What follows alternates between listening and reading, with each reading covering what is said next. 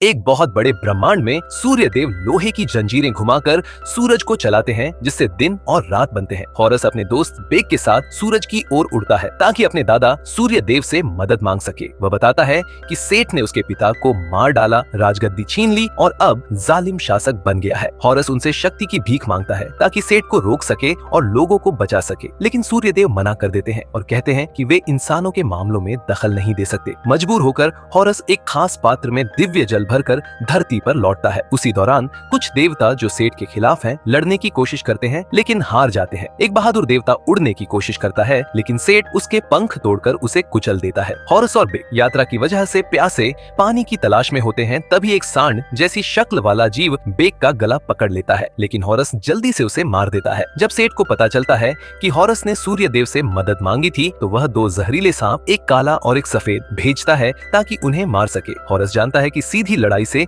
वह नहीं जीत सकता, इसलिए वह छुप जाता है। जैसे ही सांप पास आते हैं, बेक उनका ध्यान भटकाता है और हॉरस सफेद सांप को मार देता है। काला सांप फिर से हमला करता है, लेकिन तभी हॉरस की मंगेतर प्रेम की देवी आ जाती है और अपनी शक्ति से सांप को मोहित करके उसके मुंह से एक जादुई बाल निकालकर उसे जला देती है। फिर हॉरस अपनी योजना बताता है कि उन्हें एक पिरामिड में जाना होगा और रेगिस्तान की आग पर दिव्य जल डालना होगा ताकि सेठ की शक्ति खत्म हो सके, लेकिन पहले उन्हें उस पिरामिड के द्वार पर खड़े स्फिंक्स की पहेलियां हल करनी होंगी। वे रेगिस्तान और जंगल पार करके ज्ञान की लाइब्रेरी पहुंचते हैं, जहां ज्ञान का देवता उनकी मदद के लिए तैयार हो जाता है। पिरामिड के अंदर वह देवता पहेलियों के जवाब देता है, लेकिन दो गलतियां कर बैठता है, जिससे स्फिंक्स नाराज हो जाता है और हॉरस को मारने ही वाला होता है कि वह आखिरी सही जवाब दे देता है और स्फिंक्स गायब हो जाता है। जैसे ही वे अंदर पहुंचते हैं, सेठ जाल बिछाकर ज्ञान के देवता का दिमाग निकालकर दूर फेंक देता है और बेक से कहता है कि हॉरस ने झूठ बोला था, उसके पास उसकी पत्नी को वापस लाने की कोई शक्ति नहीं थी। फिर सेठ दिव्य जल को तोड़ देता है और पिरामिड गिरा देता है। हॉरस मलबे से बाहर निकलकर सबको बचाता है। अब बेक का दिल टूट चुका है और उसे सच्चाई का पता चल जाता है। प्रेम की देवी, जो अब जान जाती है कि हॉरस ने झूठ कहा था,